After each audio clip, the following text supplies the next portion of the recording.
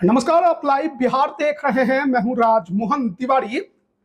देखिए, 2-3 दिनों से बिहार के अंदर, मुंगेर लोकसभा के अंदर मोकामा और बाढ़ की राजनीति काफी ज्यादा गरमाई हुई है, क्योंकि एक दिन के पैरोल पर छोटे सरकार पूर्व विधायक अनंत सिंह अपनी पोती की शादी में बाहर आते हैं, अपने घर जाते हैं और वहां पर तमाम समर्थक और कार्यकर्ताओं से मुलाकात करते हैं और साफ साफ ये कहते हैं कि 20 दिनों के अंदर वो जेल से बाहर आएंगे और जो अगला 25 में चुनाव होना है तो मोकामा में दमदारी के साथ जेडीयू के टिकट पर चुनावी मैदान में उतरेंगे। फिर उसके एक दिन बाद ही बाढ़ विधानसभा के अंदर लल्लू मुखिया की बेटी की शादी होती है। उस शादी के दौरान भी बड़े बड़े जो बिहार के राजनीतिक धुरंधर है, दिग्गज है, वो उनके घर पहुंचते हैं। शादी के अगले दिन तेजस्वी यादव भी लल्लू मुखिया के घर पहुंच जाते हैं और इसके बाद सियासत उस क्षेत्र में कैसे ना गरमाए। एक तरफ अनंत सिंह बाहर आते हैं, दूसरी तरफ लल्लू मुखिया के घर तेजस्वी यादव का पहुंचना बहुत कुछ इशारे कर रहा है। जहां अनंत सिंह अपनी राजनीतिक जमीन को बचाने की जदोजहद में लगे हैं, तो वहीं दूसरी तरफ तेजस्वी यादव इस बार मोकामा और बाढ़ को अपने कब्जे में लेने की कोशिश में जुट गए हैं। अब उसके लिए बड़े बड़े जो दिग्गज हैं उनको साथ लेने की कोशिश, साथ ही एक तीर से कई निशाना साधने की कोशिश हर राजनेता करता दिखाई दे रहा है। आपको मालूम होगा कि कुछ समय पहले जिस तरीके से मोकामा के अंदर गोलियां चली, वहां पर गैंगवॉर देखने को मिला, सोनू मोनू का नाम आया, अनंत सिंह का नाम आया, जेल जाना पड़ा। उसके बाद से ही मोकामा विधानसभा को लेकर कई तरह के कयास लग रहे हैं। क्या अनंत सिंह को जेडीयू टिकट देगी? क्योंकि आरजेडी की विधायक उनकी पत्नी नीलम देवी जरूर है, लेकिन पाला बदल लिया है। फ्लोर टेस्ट में उनके साथ चले गए, अब नीतीश कुमार से मुलाकात कर रहे हैं। लल्लन सिंह के जो खेमा है उनके साथ वो चले गए हैं। तो इस पूरे राजनीतिक जो अभी दांव पेच मोकामा और बाढ़ में है, उस पर सबकी निगाहें गड़ी हुई हैं। और ऐसे में ये देखना बड़ा दिलचस्प है कि आखिरकार मोकामा और बाढ़ में इस बार क्या होने वाला है। अनंत सिंह की बात हमने की कि किस तरीके से एक दिन के पैरोल पे आए और क्या क्या उन्होंने कहा, क्या दावे किए और फिर से चुनाव जीतने की बात की। लेकिन लल्लू मुखिया की चर्चा होनी जरूरी है। लल्लू मुखिया एमएलसी का चुनाव भी पटना स्थानीय निकाय से उन्होंने लड़ा, दूसरे नंबर पर रहे। निर्दलीय होने के बावजूद जेडीयू तीसरे नंबर पर पिछड़ गई। आरजेडी के कैंडिडेट कार्तिक मास्टर की उस दौरान जीत हुई थी। उसके पहले 2020 का जो विधानसभा चुनाव हुआ था, उस दौरान बाढ़ विधानसभा से लल्लू मुखिया ने ताल ठोका था। जब रिजल्ट आया तो बीजेपी के ज्ञानेंद्र सिंह ज्ञानू एक बार फिर चुनाव जीतने में कामयाब रहे। लेकिन लल्लू मुखिया भले ही तीसरे नंबर पर रहे इंडिपेंडेंट लड़ने के बावजूद, लेकिन 38,406 वोट उनको मिला, जबकि दूसरे नंबर पर रहे कांग्रेस के कैंडिडेट को 39,000 ही वोट मिले थे। 10,000 की हार जीत थी, लेकिन इंडिपेंडेंट लल्लू मुखिया ने जो वोट लेकर दिखाया वो बताता है कि उनकी ताकत बाढ़ विधानसभा में क्या है। और ऐसे में अब बारी है 2025 के विधानसभा चुनाव की। तेजस्वी यादव समझ गए हैं कि नाराज करके नेताओं को, कार्यकर्ताओं को चुनाव जीतना आसान नहीं है, तो सबको साथ लेकर चलना पड़ेगा। किसी को भी अपने हाल पर नहीं छोड़ा जा सकता है।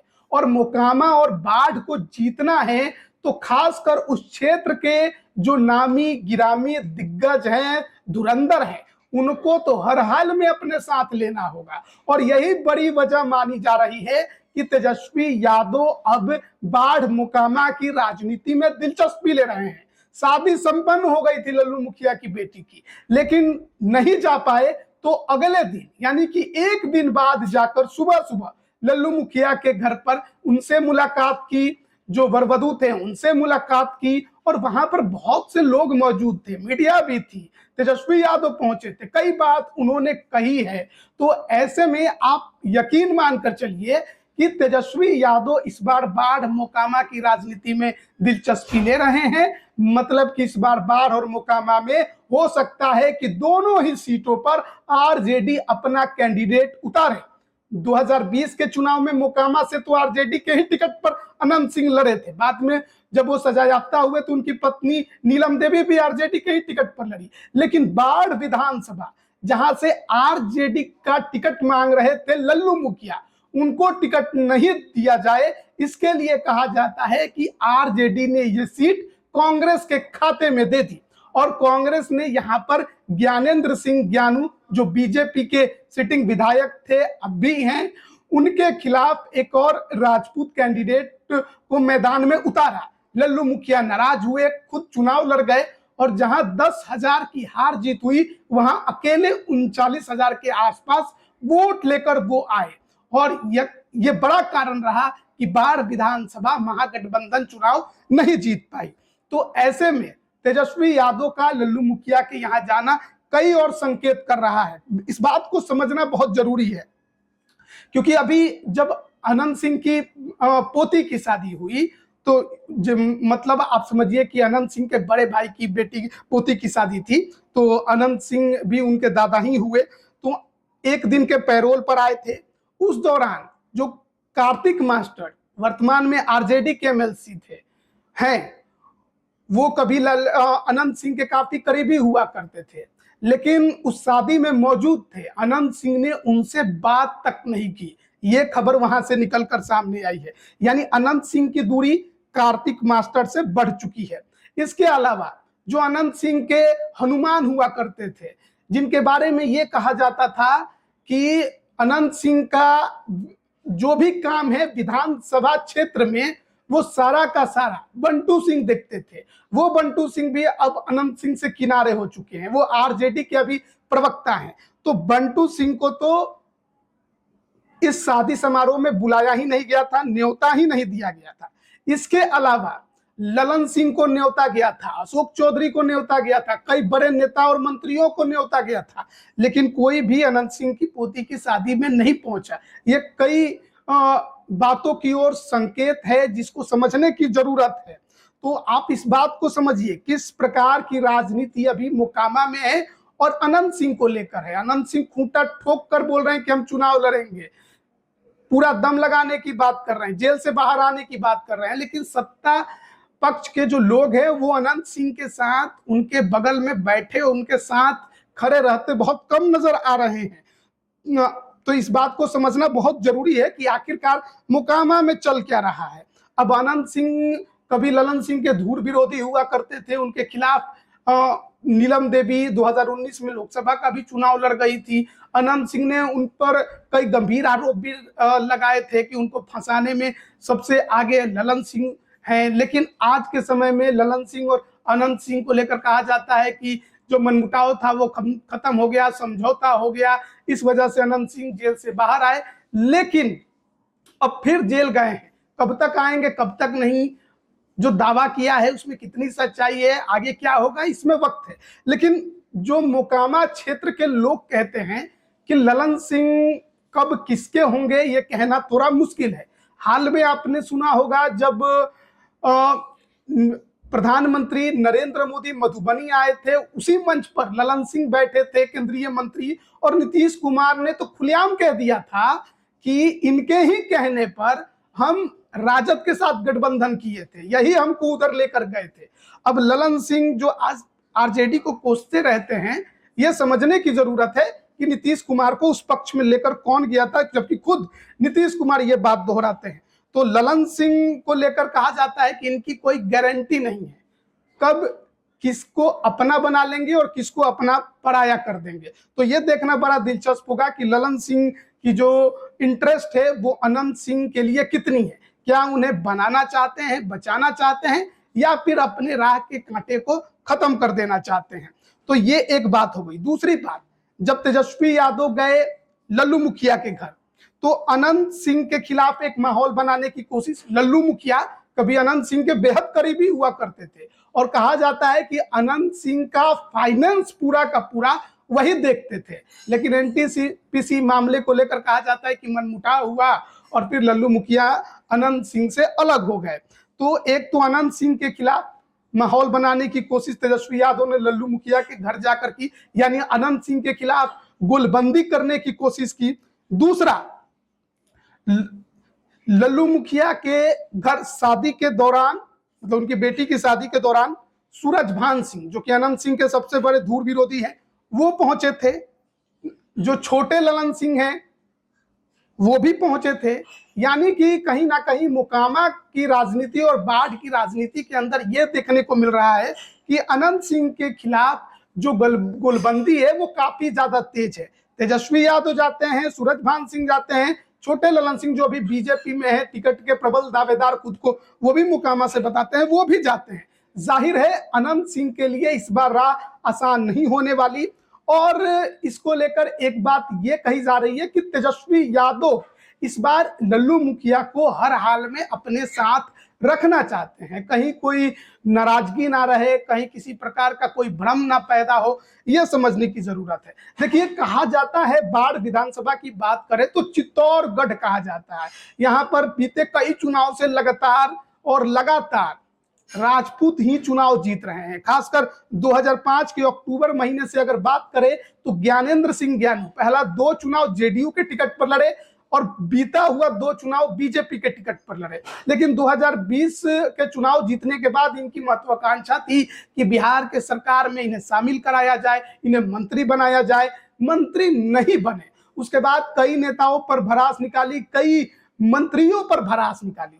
ऐसे में अब बीजेपी इनको कंटिन्यू करेगी या नहीं करेगी बाढ़ विधानसभा में, ये अपने आप में बड़ा सवाल है। बाढ़ विधानसभा की एक और खासियत है कि जो शिवहर से अभी सांसद हैं लवली आनंद, वो भी 2005 का जो फरवरी वाला चुनाव था वो चुनाव जीती थी। ज्ञानेंद्र सिंह ज्ञानू उसके बाद अक्टूबर वाला जीते थे, लेकिन लवली आनंद फरवरी वाला चुनाव जीती थी।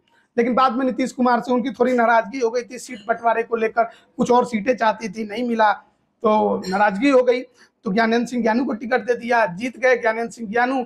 बाद में पाला बदल कर बीजेपी के पक्ष में चले गए, बीजेपी से 2 बार बीता हुआ चुनाव जीते हैं। लेकिन इस बार जिस तरीके के आरोप उन्होंने कई नेता और मंत्रियों पर लगाए हैं, अब बीजेपी उनको रिपीट करेगी या फिर सीट शेयरिंग में यह सीट जेडीयू के खाते में दे देगी, क्योंकि जेडीयू में एक एमएलसी हैं संजय सिंह, वो भी इस सीट पर दावेदारी करते हैं। अब उनकी दावेदारी को नीतीश कुमार कितना पुख्ता बनाएंगे यह आने वाले वक्त में पता चलेगा। अब बात करते हैं हम महागठबंधन की। बाढ़ विधानसभा, लल्लू मुखिया ताल ठोक कर बोलते हैं कि चुनाव लड़ेंगे, एनडीए से नहीं आरजेडी गठबंधन से चुनाव लड़ेंगे। अब जाति से यादव हैं और राजपूतों की सीट मानी जाती है, तो ये जो सामाजिक समीकरण साधने की कोशिश लगातार आरजेडी करती है, अब उस सामाजिक समीकरण को साधने के लिए किसी राजपूत पर दांव लगाएगी या यादव पर लगाएगी, यानी कि कांग्रेस से कैंडिडेट आएंगे या आरजेडी से आएंगे। देखिए, कांग्रेस से कैंडिडेट तो पिछला चुनाव आए, लेकिन गठबंधन होने के बावजूद भी 10,000 से हार गए, लगभग उनके ही बराबर लल्लू मुखिया वोट लेकर चले आए। तो अगर किसी यादव को उतारना हो तो लल्लू मुखिया दमदार हैं, प्रबल हैं, मजबूत हैं, धन हो, बल हो, सब कुछ है उनके पास, धन बल और जनबल। तो तेजस्वी यादव भी गए हैं तो एक दांव खेल सकते हैं। दूसरा बात कि अगर राजपूत को साधने की कोशिश की जाए, और कहा जा रहा है कि कांग्रेस को यह सीट इस बार जाएगी, इसकी उम्मीद कम है, तो वैसी परिस्थिति में आरजेडी के पास एक कैंडिडेट है वहां पर, वहां की जिला अध्यक्ष हैं नमिता नीरज सिंह, बहुत एक्टिव है, बहुत ज्यादा एक्टिव है। इनका सोशल मीडिया पेज देख लीजिएगा तो आप कहिएगा कि हाँ ये काम कर रही है, एक्टिव है, सक्रिय है, दम दिखा रही है। तो नमिता नीरज सिंह भी एक वहां पर राजपूत कैंडिडेट आरजेडी से हो सकती हैं, लेकिन इसके लिए जरूरी है कि तेजस्वी यादव लल्लू मुखिया को मना ले, लल्लू मुखिया को अपने साथ ले ले। हो सकता है लल्लू मुखिया को किसी और चीज का वादा किया जाए, एमएलसी के टिकट का वादा किया जाए, भले ही आरजेडी अपने कोटे से भेजे या फिर किस स्थानीय निकाय का जब आगे होगा उसमें एडजस्ट करने की बात की जाए, तो बहुत कुछ ऑफर लल्लू मुखिया को आरजेडी दे सकती है। लेकिन देखना बड़ा दिलचस्प है कि आरजेडी गठबंधन यानी कि महागठबंधन में ये सीट इस बार भी कांग्रेस को ही रहती है या फिर आरजेडी, जिस तरीके से तेजस्वी यादव वहां गए हैं, माना जा रहा है कि आरजेडी इस बार अपना कैंडिडेट उतारना चाहती है। तो पहलवान कौन होगा? लल्लू मुखिया होंगे, नमिता नीरज होंगी, या कोई और भी बड़ा चेहरा उभर कर सामने आ सकता है? राजपूत होगा, यादव होगा? बड़े सवाल हैं। देखना होगा कि आखिरकार मोकामा और बाढ़ की जो राजनीति है वो किस करवट लेती है। बाढ़ और मोकामा की बात करें तो जिला इन दोनों ही विधानसभा क्षेत्रों का पटना है, लेकिन लोकसभा सीट की बात करें तो ये मुंगेर लोकसभा क्षेत्र के अंतर्गत आती है, जहां के जो वर्तमान सांसद हैं वो ललन सिंह हैं, केंद्रीय मंत्री हैं।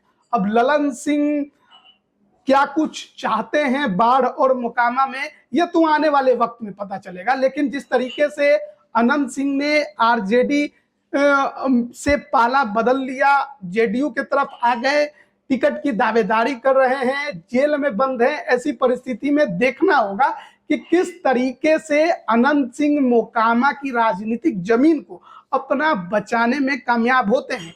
सबसे पहले तो उनके सामने जो बड़ी समस्या है कि जेल से बाहर आए, बेऊर जेल में बंद है। दूसरी समस्या है कि एनडीए से टिकट हासिल करे, और फिर तीसरी समस्या है कि वो चुनाव जीत जाए। देखिए, निर्दलीय भी उन्होंने जीता है, किसी भी पार्टी में रहे वो चुनाव जीत ही जाते हैं, लेकिन इस बार परिस्थितियां बदली हैं।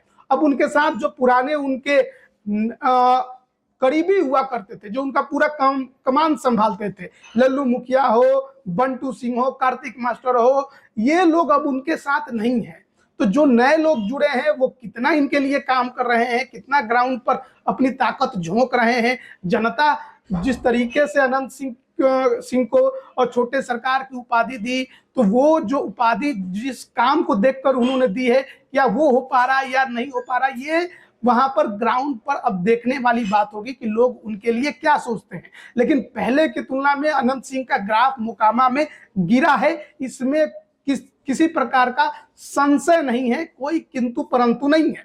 लेकिन अब सवाल है मोकामा और बाढ़ को किस तरीके से आरजेडी का जो खेमा है, महागठबंधन है, वो जीते। मोकामा और बाढ़ दोनों जगह आरजेडी अपना कैंडिडेट उतारेगी। कैंडिडेट कौन होगा, जातीय समीकरण कैसे साधा जाएगा, ये बड़ा सवाल है। और तेजस्वी यादव जो गए हैं बाढ़ में लल्लू मुखिया के घर, उससे कितना ज्यादा उस क्षेत्र में वो अपना प्रभाव छोड़ पाते हैं, लल्लू मुखिया को अपने साथ कितना लेकर आ पाते हैं, ये देखने वाली बात होगी बाढ़ और मोकामा के अंदर। क्योंकि एक तरफ सूरजभान सिंह है जो पारस जी की पार्टी में है, और पारस जी की पार्टी का लगाव भी इन दिनों आरजेडी के साथ ज्यादा है। तो देखना बड़ा दिलचस्प है, क्योंकि गोलबंदी अनंत सिंह के खिलाफ काफी तेजी से हो रही है। पुराने नेता अब उनका साथ छोड़ चुके हैं और सभी के सभी अब उनके विरोध में आ गए हैं। बंटू सिंह हो, कार्तिक मास्टर हो, जाहिर बात है जिस पार्टी में है उनके लिए काम करेंगे। सूरजभान सिंह हो, छोटे ललन सिंह तो पहले से ही ये सब करते रहे हैं। विजय कृष्ण आरजेडी में है, 2 बार के बाढ़ के विधायक, वो भी अपना पूरा दम लगाएंगे। तो बड़ा दिलचस्प होगा इस बार 2025 का जो विधानसभा चुनाव है वो मोकामा और बाढ़ में। बने रहिएगा हमारे साथ, तमाम अपडेट हम आप तक पहुंचा रहे हैं। आप सभी का बहुत बहुत धन्यवाद।